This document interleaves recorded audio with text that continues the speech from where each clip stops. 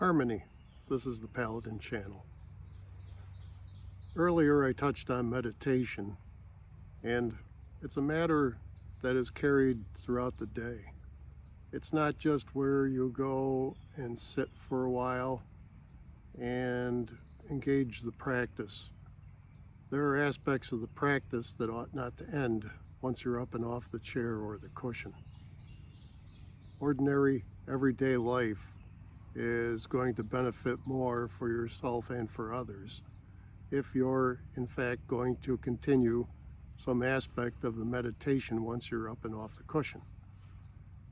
There's an old Dharma saying that to meditate without studying is like trying to climb a mountain without arms. And it's going to be a struggle, and it's not going to net the results that you want. In the beginning, you might say, oh, I'd like to be more peaceful, or this would be something that could help me with my concentration, or maybe it'll help me make money. If it does, all power to you.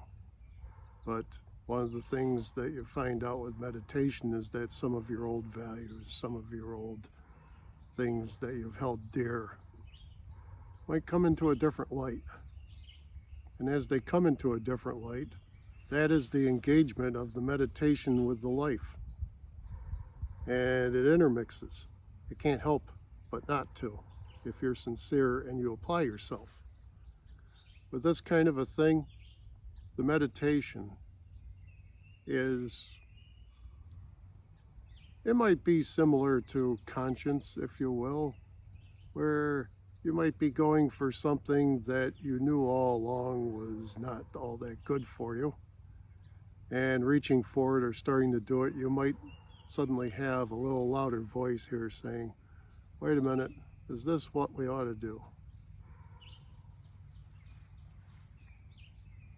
So your outer manifestation, if your meditation is regular,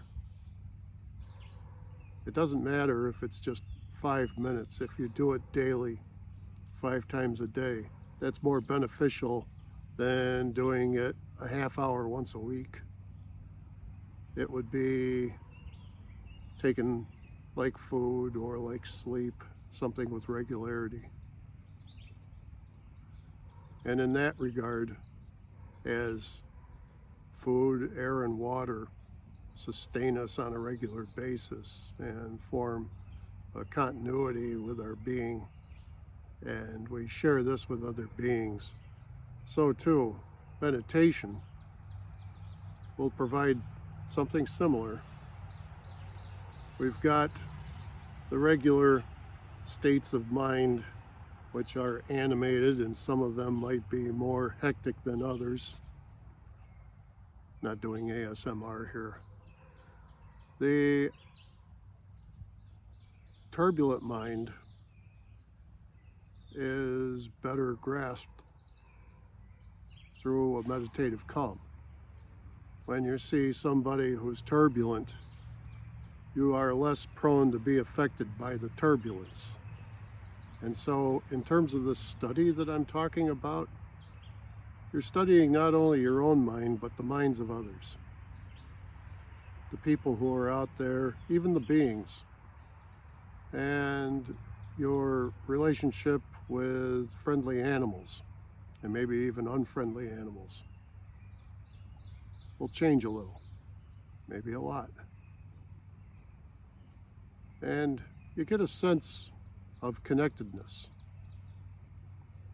So for every meditator, really, one's own mind is the field of study, as is responses to this world and what's going on.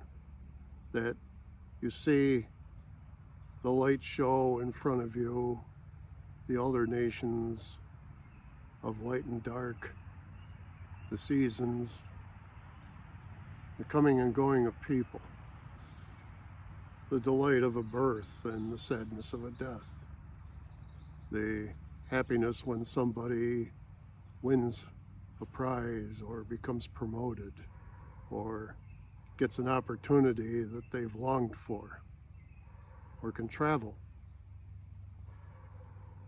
These are all stuff for the meditator to think about and to integrate with the meditation.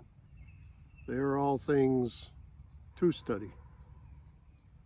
It is well to take known meditators and read what has been written about them, or if they have their own words for posterity, it is well to read them. In works like Dhammapada, which was written well after the Buddha had gone on to his parinirvana, or the end of his last mortal existence. Basically, it's a treatise of mind control, controlling your own mind. And in it are the guidelines from a Buddhist perspective. There's a remarkable work by Laozi, who's the old master, and he had orated a work that was written down. It was said by a border guard called the Tao Te Ching. And this has 81 profound chapters and very worth the reading, very worth attending to, as are the works of some remarkable Stoics like Epictetus or Seneca or any of these people who have had these sage thoughts, which provides a basis of their own practice. And one of the things that strikes me is Marcus Aurelius's so-called meditations. He was the last emperor of the Pax Romana, or the Peace of Rome. And he was a profound Stoic, and he basically wrote things to encourage his own practice. And I believe that the original title was something like Notes to Myself. But in more recent centuries, somebody had decided to call these meditations. And in it, he regards existence, death, the person, and mind, all of these things together.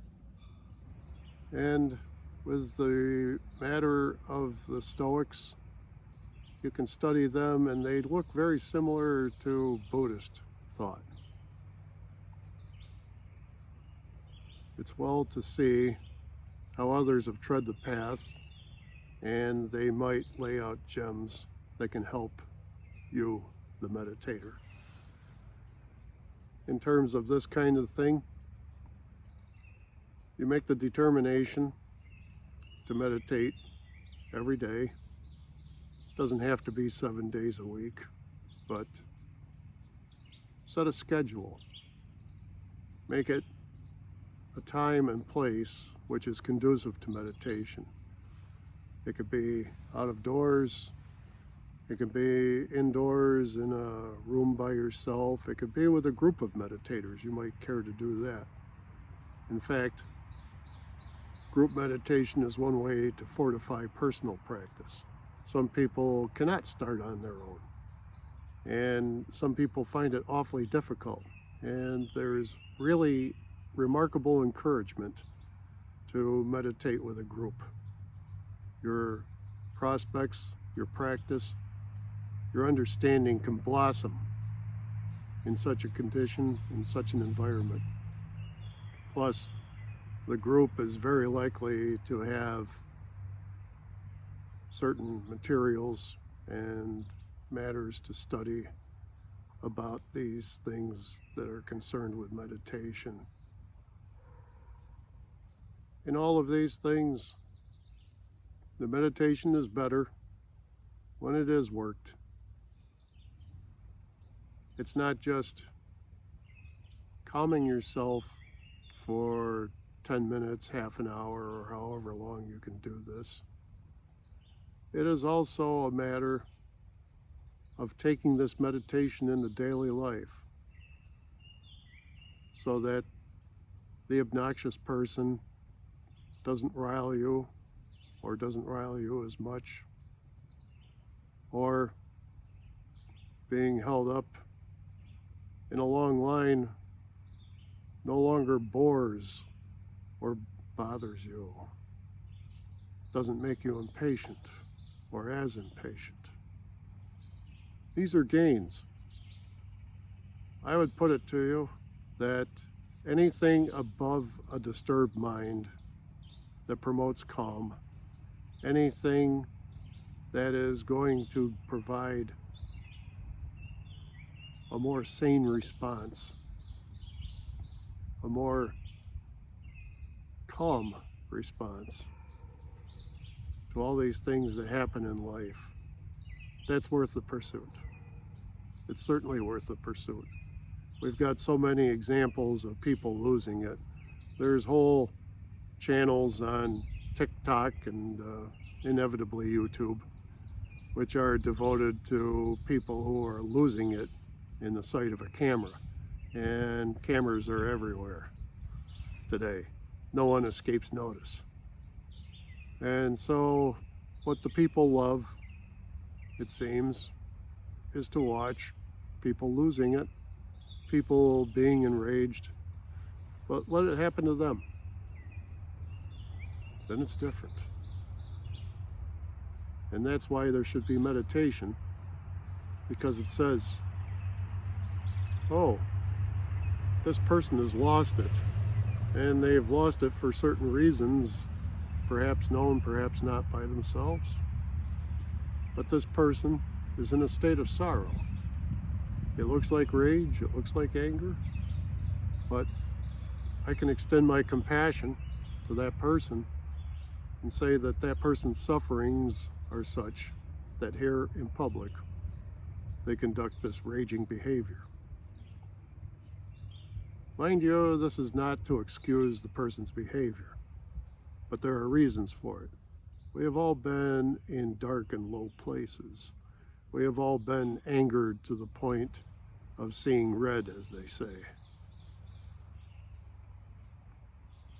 Meditation will help to smooth that. Meditation will help to address that. Meditation will open the meditator. So in terms of these kinds of things, we study what we ourselves feel and see. And then there is a kind of an approval that one can feel.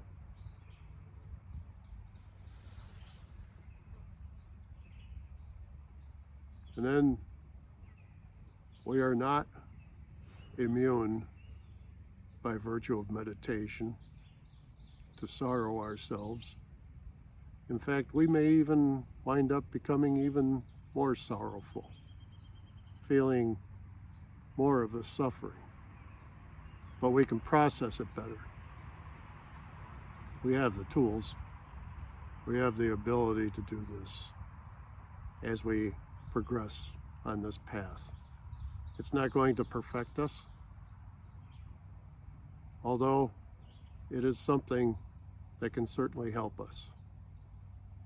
But what we're really doing, the real point of meditation, is that it's bringing us back to a normal mind, the mind that is intrinsically ours.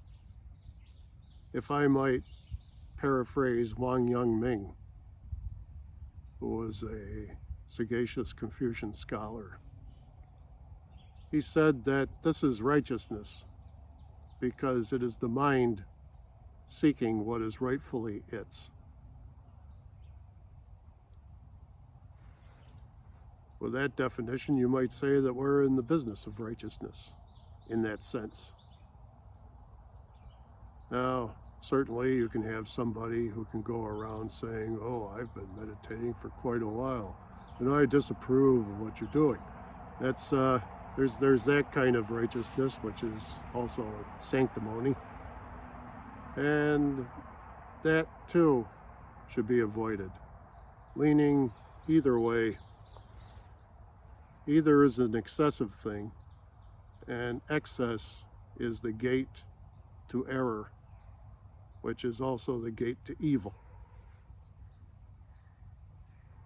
If you think about it, excess, I got this from Seneca, excess is something that recognizes no boundaries. When you don't have boundaries, you can traipse into excess, and that is where you do too much, say too much, take too much.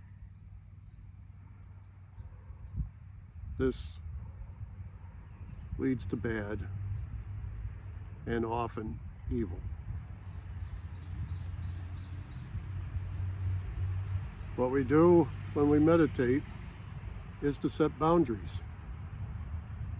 We set a boundary that says, here is my normal mind. If I go beyond the normal mind, I'm behaving like I was.